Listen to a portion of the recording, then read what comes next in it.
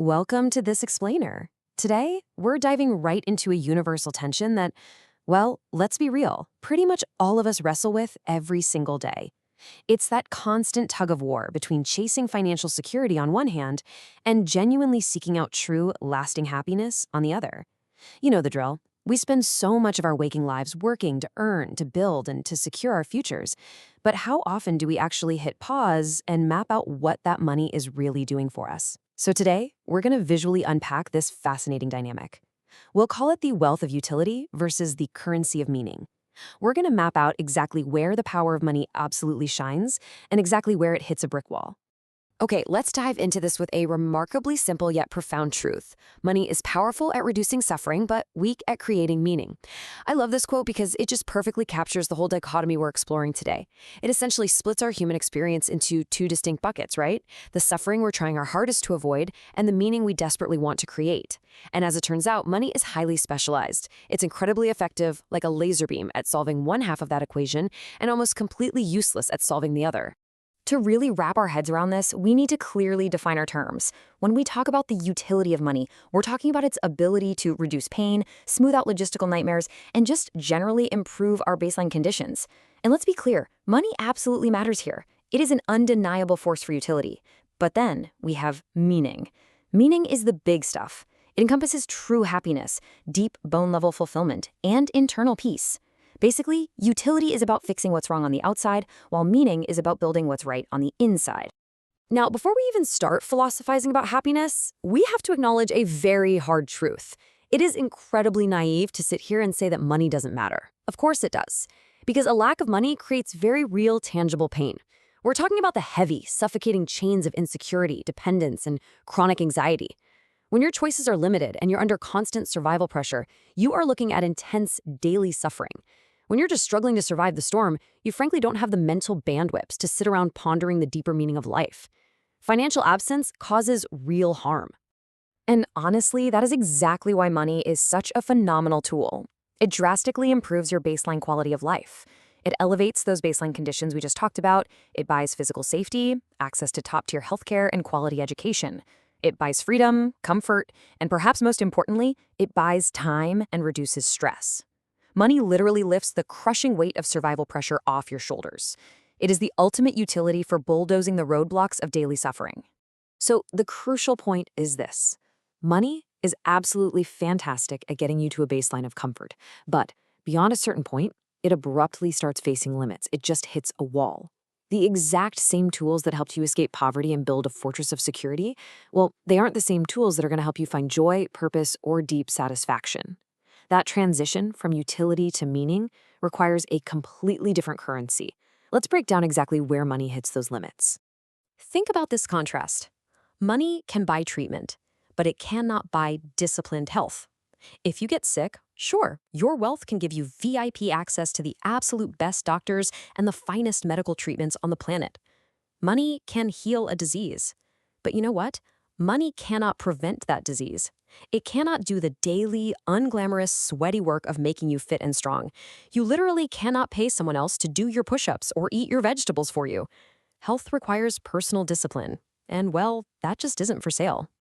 The exact same dynamic applies to where we live. Money can buy a house, but it cannot buy a peaceful home. You can go out and purchase the grandest physical structure, fill it to the brim with insanely expensive furniture, and hire a whole team just to maintain the place. That's utility. But the emotional safety, the warmth, the spontaneous laughter, and the peace that makes a mere structure feel like a true sanctuary, that has to be actively cultivated by the human beings living inside it. And how about the way we spend our time?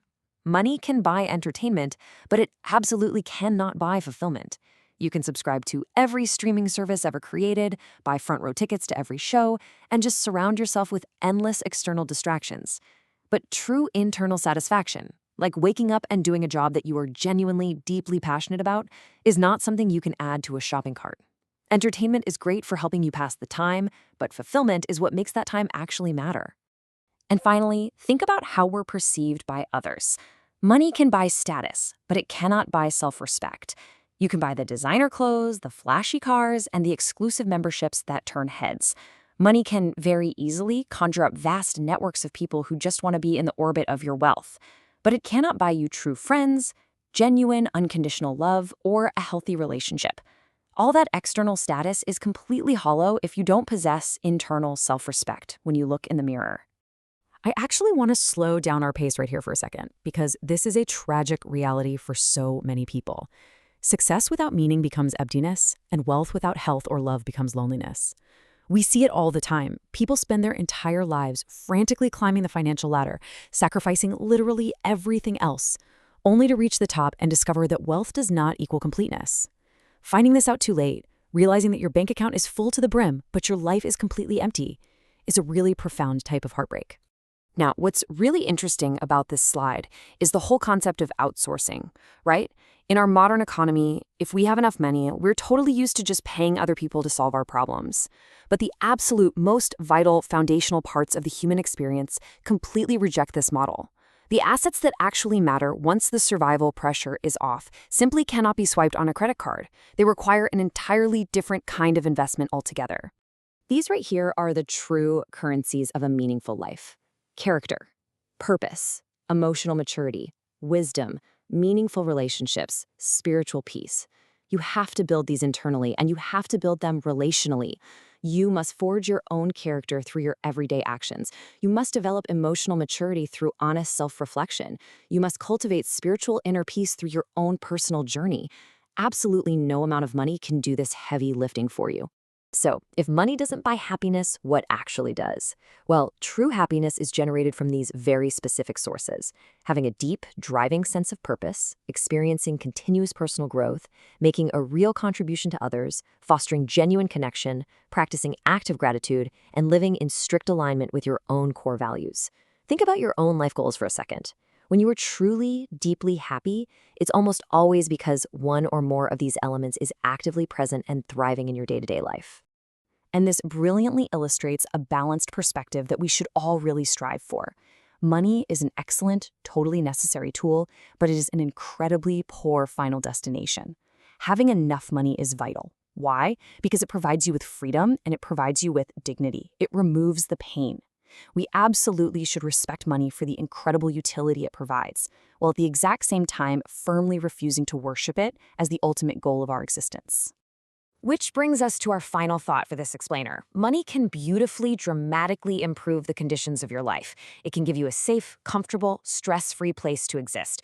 But it cannot and never will fully answer this ultimate question: what makes life worth living? That is a question money leaves entirely up to you. Thank you so much for joining me today. I really hope this breakdown helps you evaluate not just how you're spending your money, but how you're spending your life.